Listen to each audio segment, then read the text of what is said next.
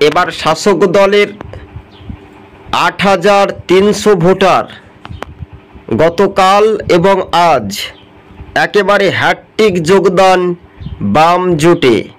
দেখাই যাচ্ছে যে প্রাক্তন মন্ত্রী ভানুলাল, এছাড়াও প্রাক্তন কংগ্রেসের যিনি মন্ত্রী রয়েছেন সমীর রঞ্জন রায় বর্মন, পূর্ব ত্রিপুরা লোকসভা আসনের যিনি প্রার্থী রয়েছেন কংগ্রেস সমর্থিত, তিনি হচ্ছেন রাজেন্দ্র রিয়াং।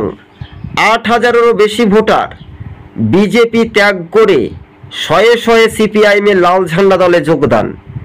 এই মুহূর্তের আগামী ১৯ তারিখে যে ভোট, সেটা শুধু পশ্চিম ত্রিপুরা লোকসভা আসনে ঝাঁপিয়ে নির্বাচনীয় ভোট প্রচার শুরু করে দিয়েছেন। সঙ্গে ছিলেন প্রাক্তন মুখ্যমন্ত্রী মানিক সরকার, বিরোধী দলনেতা বিধানসভার জিতেন্দ্র চৌধুরী সহ সিপিআইএম কংগ্রেস নেতৃত্ব। কথা দিয়ে কথা রাখতে পারেনি বিজেপি সরকার। ত্রিপুরাতে এবার লালে লাল ঝান্ডা, দুটি লোকসভা আসনে এই বাম কংগ্রেস জোটের দিকে বাজিমাত। অন্যদিকে উপনির্বাচনে রতন দাস সিপিআইএম প্রার্থী হয়েছেন, সেখানেও একই চিত্র দেখা যাচ্ছে। সেখানেও কিন্তু বিজেপি মোথা ভাঙছে তাসের মতো।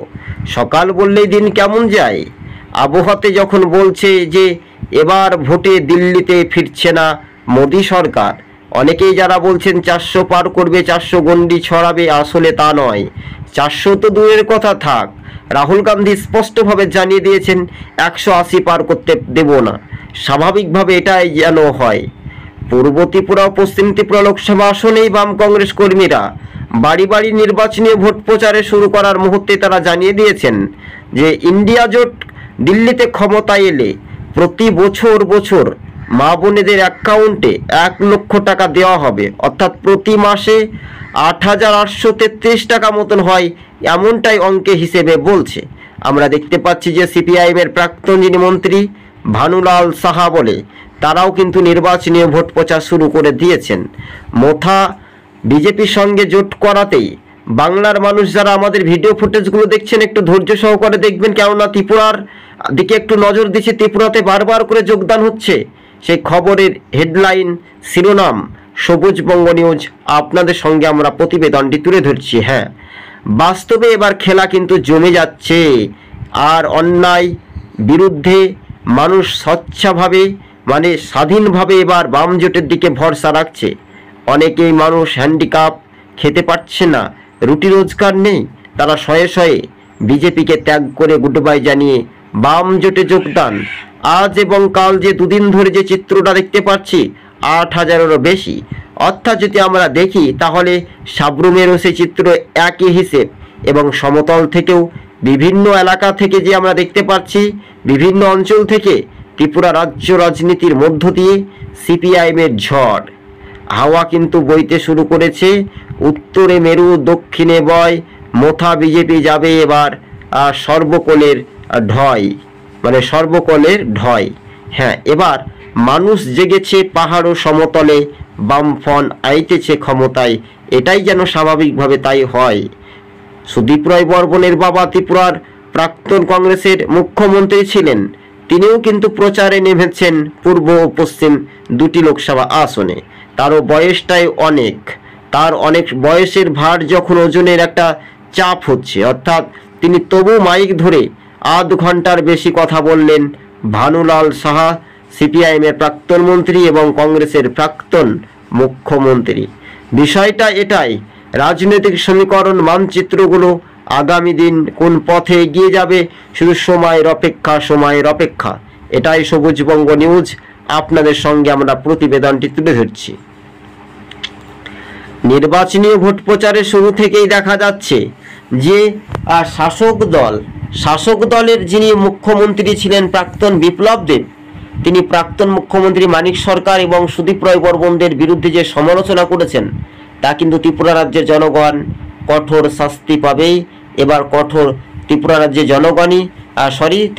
জনগণই বিপ্লব দেবকে কঠোর শাস্তি দেবে, কেননা ভোটের বাক্সে শাস্তি দেবে। এটা একটা পর্যবেক্ষকভাবে রাজনৈতিক মহলের আলাপ আলোচনা। ডোর টু ডোর নির্বাচনী ভোট প্রচারে দেখা যাচ্ছে যে বাম কংগ্রেস কর্মীদের একেবারে জনঢল, জনপ্লাবন।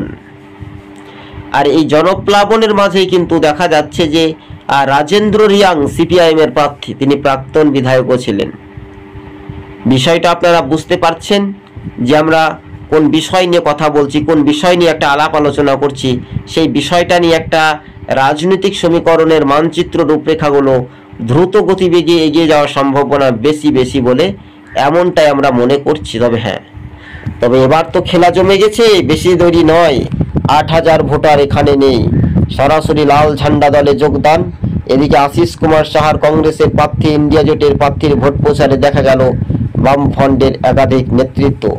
বামেদের তরুণ তুর্কিরা রাজপথে নেমে স্বৈরাচারী শাসক দল বিজেপির বিরুদ্ধে এবং মোথার বিরুদ্ধে বাম জোট কর্মীরা ময়দানে লড়াই করে যাচ্ছে। তবে একটু হাসি একটু মুখে তবু করি আশা, মোথা বিজেপিকে সাপোর্ট করে জনজাতি ভোটার ও ভাইরা দিচ্ছে এবার বাম কংগ্রেসকে দেখা।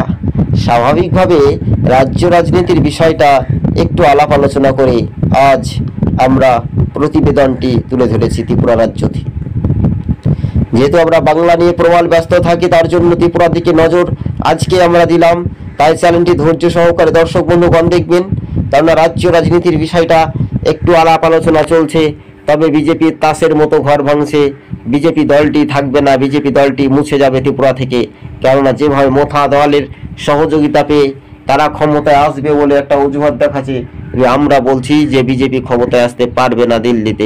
দিল্লিতে এবার পরিবর্তন হবেই হবে।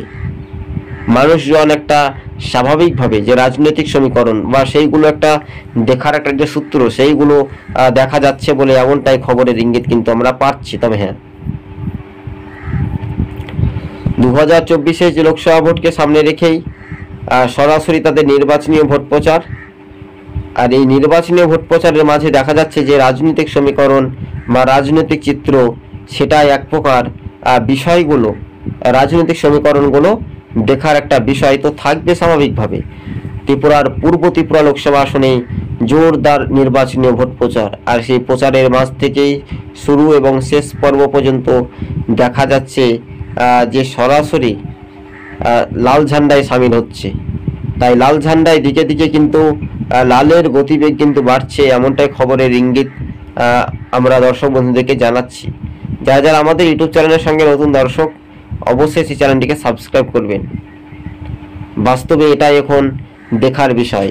শাসক দল মোথা বিজেপি ছেড়ে মুড়ি মুড়কির মতো সরাসরি সিপিআইএমে যোগ দিচ্ছেন পশ্চিম ত্রিপুরা এবং পূর্ব ত্রিপুরা, এই দুটি লোকসভা আসনেই কিন্তু বাম জোটের একটা বাজিমাত, বাম জোটের একটা আশ্বাস, বাম জোটের একটা ভরসা, সেটাই এক প্রকার নিশ্চিত হয়ে গেল বলে এমনটাই খবরের ইঙ্গিত পাচ্ছি।